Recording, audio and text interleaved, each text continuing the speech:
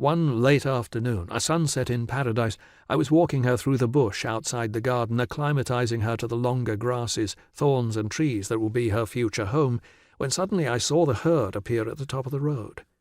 They had decided to come to the house for one of their periodic visits. The timing could not have been worse.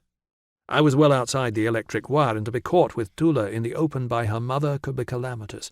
I might even be regarded as a kidnapper.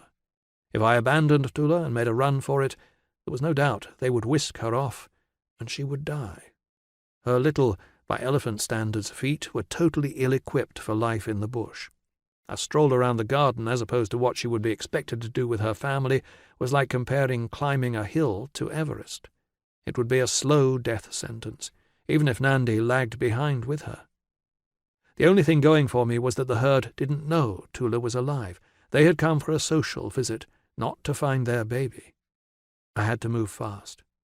"Come, Thula, come, my girl," I called anxiously, looking over my shoulder, and made for the gate about 100 yards away as fast as I could urge her.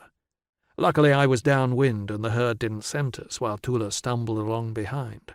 If the wind had been blowing the other way, it could have provoked a stampede from the herd. Ahead, Biela was frantically pointing at the oncoming elephants with his umbrella, desperately calling Thula to hurry.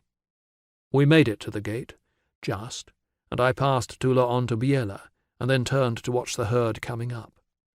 They drew level a few minutes later, and Nana's trunk shot up like a periscope, the tip switching until she fixated on where Thula had just ambled out of sight behind a hedge of wild strelitzia. She turned, her stomach rumbling.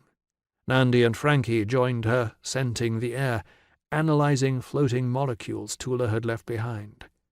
They were like detectives at a crime scene, and eased forward just inches from the electric wire.